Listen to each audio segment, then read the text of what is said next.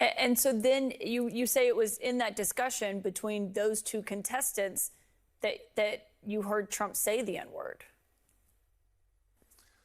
So basically,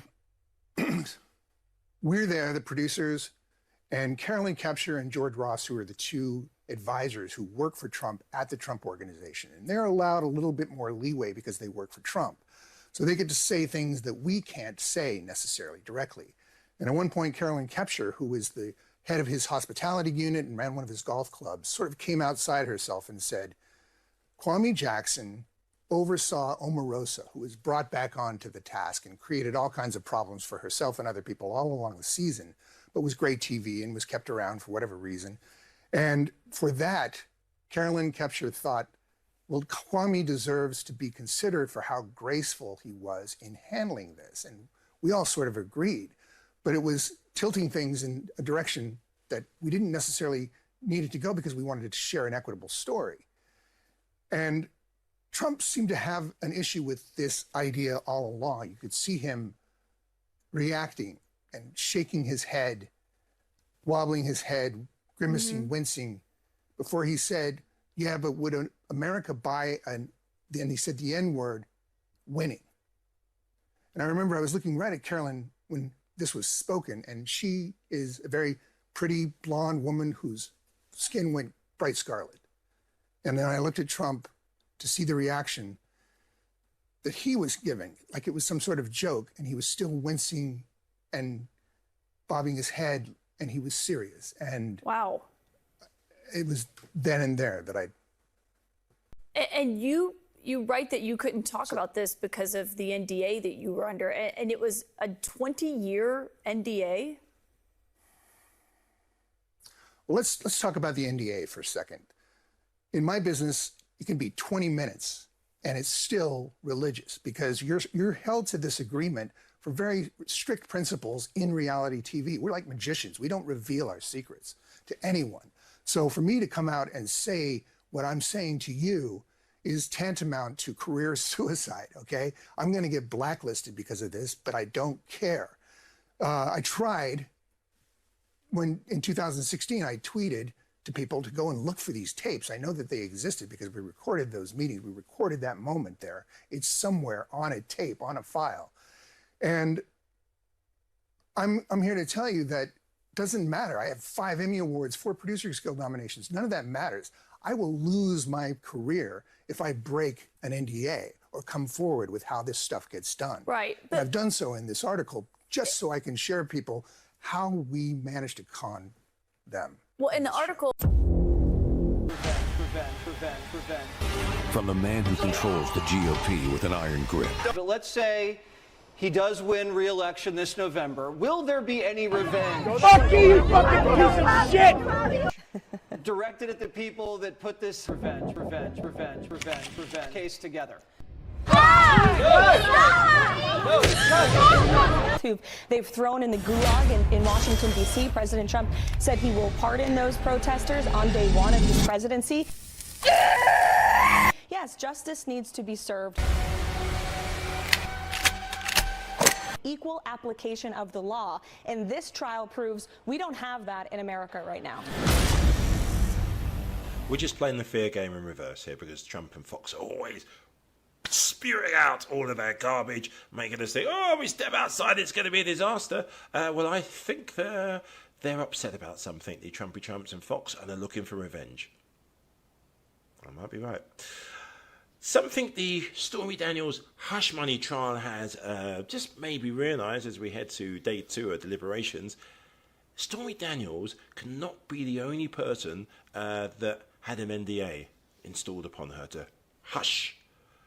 Through his business life and definitely through his TV world and political world, I suspect there are lots and lots of other NDAs, and some of them are coming to an end.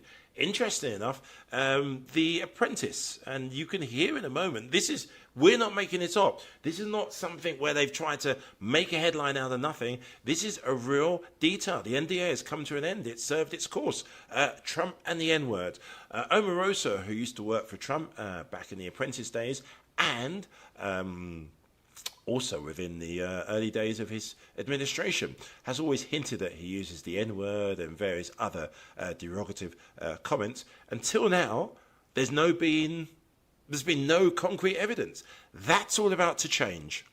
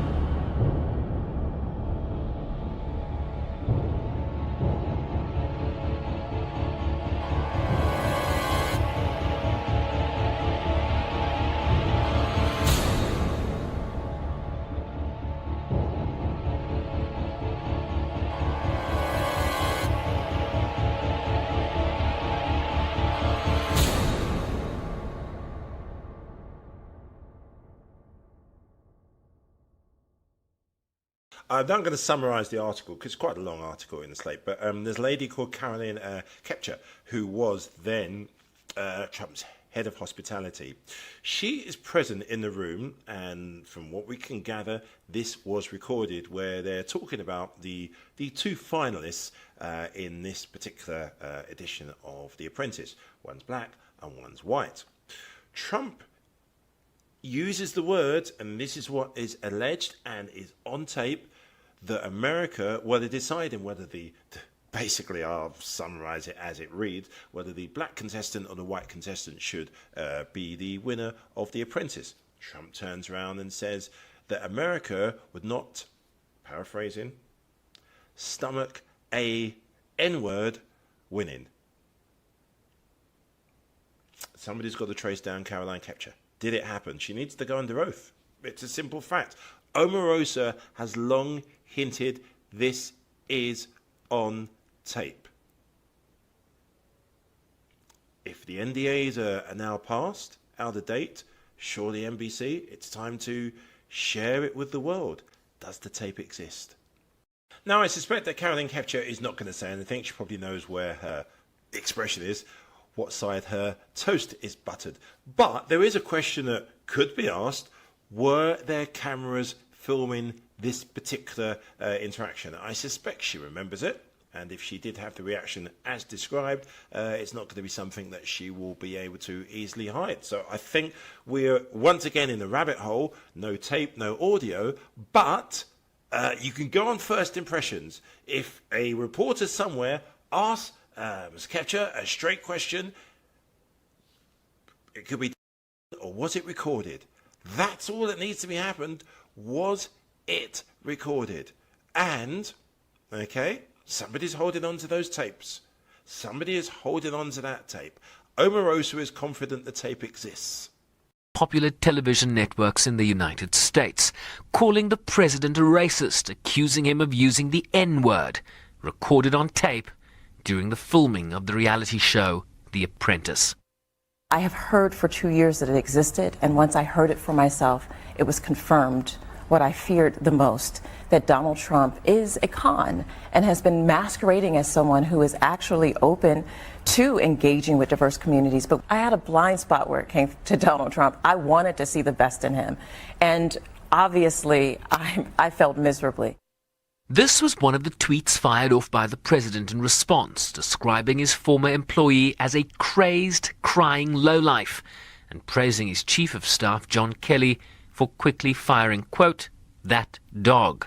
In a separate tweet, he said he'd received a call from the executive producer of The Apprentice, who said there were no tapes of him using the N-word and that he doesn't have it in his vocabulary and never has.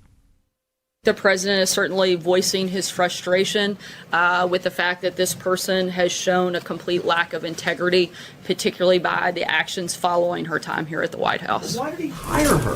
I mean, why didn't he hire somebody he's describing as a dog, as a Look, the president wanted to give her a chance, and he made clear when General Kelly came on, and he voiced concerns that this individual didn't have the best interest of the White House and the president and the country at heart. The president said, do what you can to get along, and if you can't, he gave him full authority to carry out the decision to let her go. She was also asked if she could guarantee that the American public would never hear the president utter the N-word on a recording or in any other context.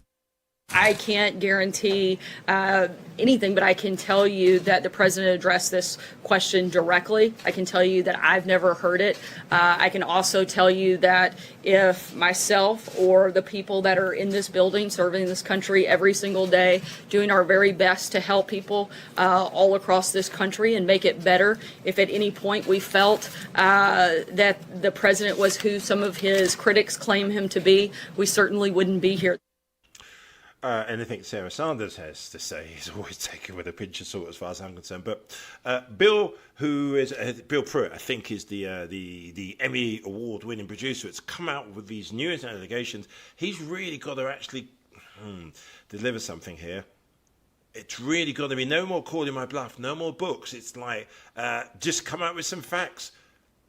Get some of these people on tape stating what happened and where it happened, because you can't keep on pushing the story, because as long as the story is pushed, it will just be that, a story. Now, I suspect everything alleged was said, but we need the proof.